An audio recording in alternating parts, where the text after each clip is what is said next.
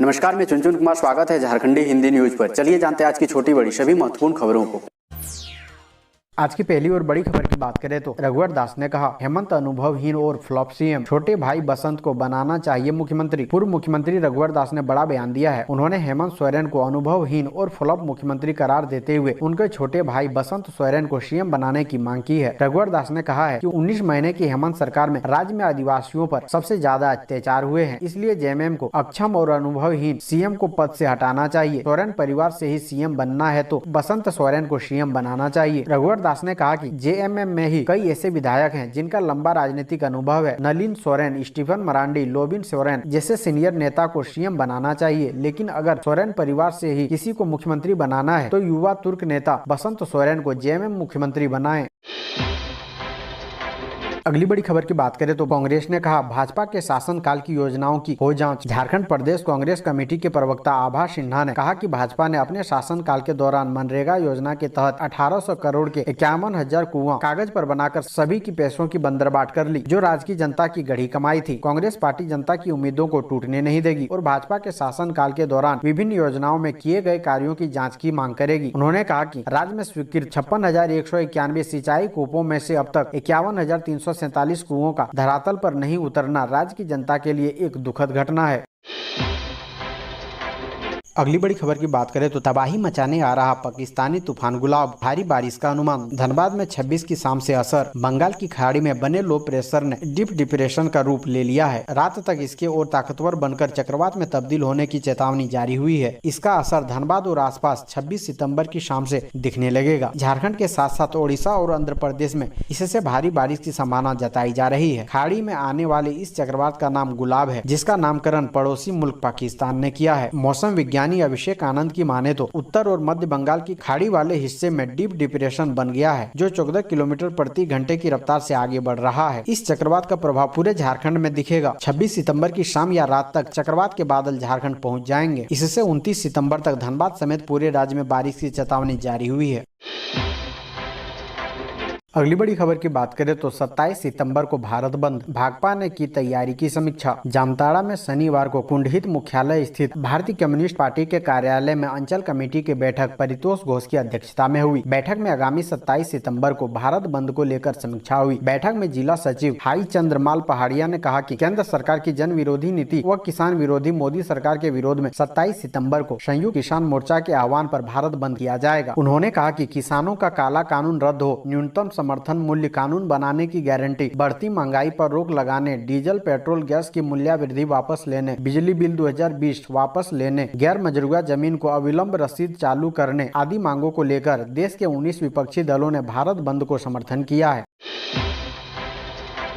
अगली बड़ी खबर की बात करें तो गुमला का स्टेडियम बना शराबियों मवालियों का अड्डा और सामाजिक तत्वों की हरकत से खिलाड़ियों को हो रही है परेशानी। गुमला के परमवीर अल्बर्ट एक्का स्टेडियम 1 शराबियों का अड्डा बन गया है। शाम 6 बजने के बाद यहाँ शरारती तत्व व शराब पीने वाले युवकों की भीड़ देखी जा सकती है। स्टेडियम की गैलरी में बैठकर मवाली युवक शराब पीते हैं। इसके बाद बोतलों को ग्राउंड में फेंक कर चल देते हैं। नशा चढ़ने के बाद कई युवक शराब की बोतल गैलरी में ही तोड़ देते हैं, जिससे गैलरी में शीशा बिखरा हुआ रहता है। शराबियों व शरारती तत्वों की इस हरकत से गुमला के बालक व बालिका खिलाड़ियों को ग्राउंड में अभ्यास में परेशानी हो रही है।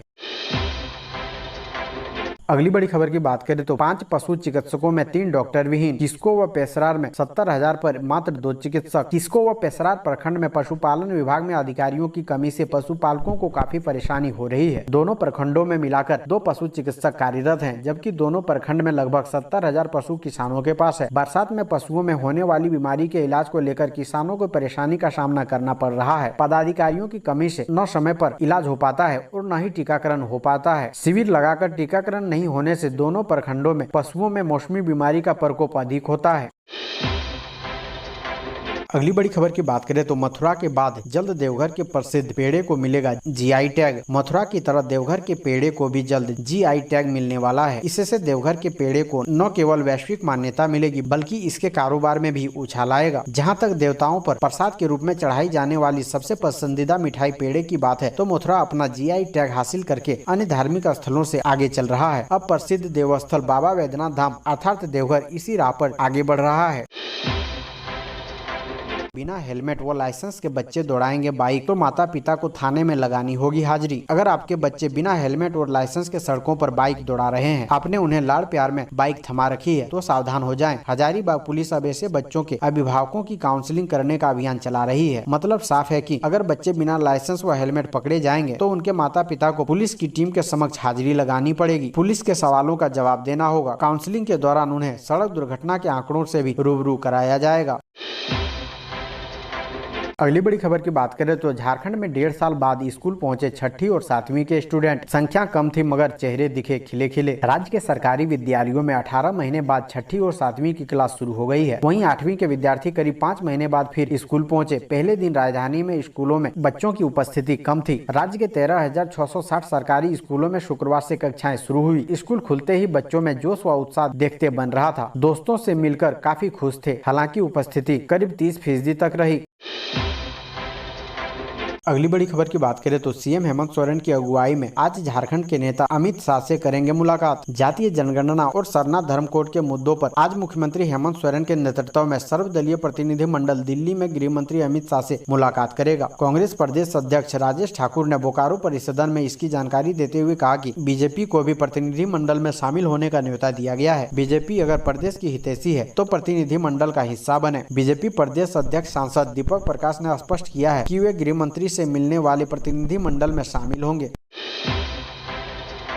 अगली बड़ी खबर की बात करें तो जंगली हाथियों के उत्पात पर मंत्री अर्जुन मुंडा ने लिया संज्ञान, दिया पीड़ित परिवारों को मुआवजा देने का निर्देश। बोलबा सहित सिमडेगा जिले के अनेक क्षेत्रों में हाथी द्वारा ग्रामीणों के घर एवं फसल के नुकसान को देखते हुए केंद्र मंत्री सह सांसद अर्जुन मुंडा ने मामले को संज्ञान में लेते हुए प्रधान मुख्य वन संरक्षक से बात की है। ग्रामीणों एवं किसानों के नुकसान का सही आकलन करते हुए पीड़ित परिवारों को शीघ्र मुआवजा देने का निर्देश दिया है, जिसके आलोक में वन विभाग द्वारा हाथी प्रभावित क्षेत्र का दौरा कर ग्रामीण के बीच टॉर्च मसाला एवं केरोसिन का वितरण किया गया। आश्वासन दिया गया कि जल्दी हाथी भगाव दास्ता मंगाया जाएगा। साथ ही ग्रामीणों के घर एवं फसल का नुकसान हुआ है उनका अवलोकन कर शीघ्र मुआवजा भुगतान करने की बात कही है।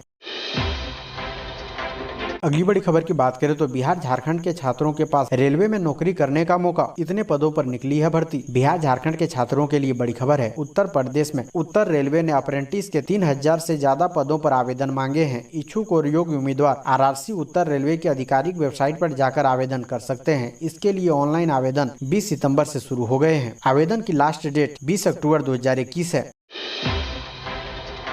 अगली बड़ी खबर की बात करें तो झारखंड में भ्रष्टाचार का हाल, एक दिन में 3 कर्मचारी रिश्वत लेते पकड़ाए। सरकारी दफ्तरों और योजनाओं में भ्रष्टाचार किस कदर हावी है, इसे शुक्रवार को राज्य के 3 जिलों में एसीबी द्वारा की गई कार्रवाई से समझ सकते हैं। एसीबी ने गढ़वा, हजारीबाग और बोकारो में लाभुकों से रिश्वत लेते हुए 3 सरकारी कर्मचारियों को रंगे हाथ पकड़ा है। ये अधिकारी पीएम आवास, मेडिकल क्लिनिक के रजिस्ट्रेशन रिन्यूअल और खतियान की नकल कॉपी निकालने के एवज में घूस ले रहे थे। अगली बड़ी खबर की बात करें तो अस्थायीकरण करने, मानदेय बढ़ाने व भत्ता की मांग को लेकर सहायक पुलिसकर्मियों का आंदोलन आज से। गुमला जिले के सभी 250 सहायक पुलिस अपना अस्थायीकरण करने, मानदेय बढ़ाने, भत्ता देने सहित अन्य मांगों को लेकर आंदोलन तेज कर दिया है। शुक्रवार को भी सभी सहायक पुलिस काला बिल्ला लगाकर ड्यूटी की। सहायक पुलिस के जवानों ने कहा कि 25 व 26 सितम्बर को हम सभी 250 सहायक पुलिस सामूहिक अवकाश पर रहेंगे। इसके बाद 27 सितम्बर को राजभवन, मुख्यमंत्री आवास, राज्यपाल आवास के सामने शांतिपूर्ण धरना दिया जाएगा। उन्होंने कहा कि जब तक हमारी मांग पूरी नहीं हो जाती है, आंदोलन जारी रहेगा। गुमला जिला के अलावा झारखंड राज्य के नक्सल प्रभावित अन्य 11 जिलों के भी सहायक पुलिस आंदोलन में है। अगली बड़ी खबर की बात करें तो कांग्रेस प्रदेश अध्यक्ष ने कहा, गठबंधन में है तो क्या, जरूरत पड़ी तो खड़े होंगे हेमंत सरकार के विरोध में। शनिवार को धनबाद में जिला कांग्रेस कमेटी की ओर से आयोजित सम्मान से अभिनंदन समारोह में पहुंचे प्रदेश कांग्रेस कमेटी के अध्यक्ष राजेश ठाकुर ने कहा कि आपके बीच का कार्यकर्ता हूं, ना विधायक और ना मंत्री हैं, इसलिए आपके हित की बात करूंगा। मुख्यमंत्री से बात हुई है, झारखंड में भी 27% पिछड़ा आरक्षण लागू होगा, इस पर मुख्यमंत्री विचार कर रहे हैं। जब अलग अलग पार्टी के लोग गठबंधन की सरकार बनाते हैं तो विरोधाभासी चीजें भी होती है। सरकार हमारी है तो विरोध भी हमारा होगा, नाराजगी भी हमारी होगी और खुशियां भी हमारी होगी। किसी को चिंता करने की जरूरत नहीं है। 7 साल से मोदी सरकार है, क्या बदलाव कर दिया। झारखंड में भी डबल इंजन की सरकार थी, कोई बदलाव नहीं आया। हमारी गठबंधन की सरकार संजीदा है और हर मुद्दे पर काम कर रही है। प्रधानमंत्री की तरह हमारे मुख्यमंत्री तानाशाह नहीं है। हर चीज का वक्त होता है, सही वक्त पर झारखंड के लोगों को हर सुविधा मिलेगी। अगली बड़ी खबर की बात करें तो अनलॉक झारखंड में भी इन चीजों पर लागू है प्रतिबंध। जाने क्या क्या है बंद। कोरोना संक्रमण का ग्राफ गिरने के साथ साथ झारखंड में अनलॉक में लगातार छूट दी गई। वर्तमान में स्थिति यह है कि राज्य में कोरोना के केस बहुत कम है। दूसरी ओर झारखंड लगभग अनलॉक हो गया है, लेकिन इसके बावजूद अभी भी राज्य में साप्ताहिक लॉकडाउन लागू है। यह शनिवार की रात 11 बजे से सोमवार की सुबह 6 बजे तक प्रभावी है। सरकार द्वारा राज्य की आम जनता को कई रियायतें देने के बावजूद साप्ताहिक लॉकडाउन में कई चीजों पर प्रतिबंध है। इसके तहत रविवार को खाने पीने के प्रतिष्ठान, फल सब्जी और राशन दुकान को छोड़कर शेष सभी गतिविधियां पहले की तरह बंद रहेगी। सिनेमा हॉल, मल्टीप्लेक्स रविवार को बंद रहेंगे। पार्क भी रविवार को बंद रहेंगे। दूसरी ओर रेस्टोरेंट और बार रविवार को खुले रहेंगे। दवा दुकानों, क्लिनिक, अस्पताल, पेट्रोल पंप, सीएनजी और एलपीजी आउटलेट्स, राजमार्गों पर स्थित dhaba, cold storage, warehouse को साप्ताहिक लॉकडाउन से छूट मिली हुई है। वहीं राज्य में सभी दुकानों को रात 8 बजे तक ही खोलने की अनुमति दी गई है। अगली बड़ी खबर की बात करें तो झारखंड के छात्रों के लिए सुनहरा मौका, इतने पदों पर निकली बम्पर वैकेंसी। झारखंड के छात्रों के लिए बड़ी खबर है। दरअसल झारखंड ग्राम पंचायतों में 1 माह के भीतर बम्पर वैकेंसी की प्रक्रिया को पूरा किया जाएगा। पंचायती राज सचिव राहुल शर्मा और निदेशक राजेश्वरी बी ने इसको लेकर विभागीय अधिकारियों को देते हुए दिशा निर्देश जारी किए हैं। जानकारी के अनुसार कंप्यूटर ऑपरेटर समेत 1500 पदों पर बहाली की प्रक्रिया पूरी की जानी है। बैठक में विभागीय सचिव राहुल शर्मा ने त्रिस्तरीय पंचायतों में 2 अक्टूबर से 21 जनवरी तक चलाने वाले पीपल्स प्लान कैंपेन को लेकर भी निर्देश दिए हैं।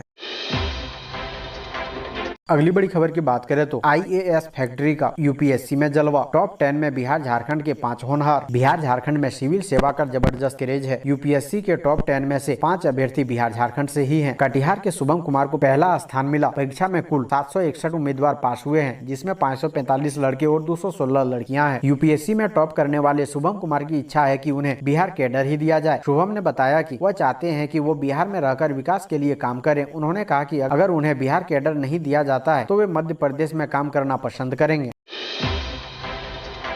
अगली बड़ी खबर की बात करें तो बिहार झारखंड के युवाओं के पास सचिवालय में नौकरी करने का मौका। इन पदों पर मांगे गए हैं आवेदन। नौकरी की तलाश कर रहे बिहार झारखंड के युवाओं के पास सुनहरा मौका है। लोकसभा सचिवालय ने सलाहकार और अन्य के विभिन्न पदों पर भर्ती के लिए नोटिफिकेशन जारी कर दी है। ऐसे में अगर आप अपना ग्रेजुएशन कर चुके हैं तो आपके पास नौकरी हासिल करने का मौका है। आवेदन करने की आखिरी डेट 11 अक्टूबर 2021 है। इसके लिए ऑनलाइन आवेदन शुरू हो चुके हैं। ऐसे में आवेदन करने के लिए उम्मीदवारों को लोकसभा सचिवालय की आधिकारिक वेबसाइट loksabadocs.nic.in पर जाना होगा।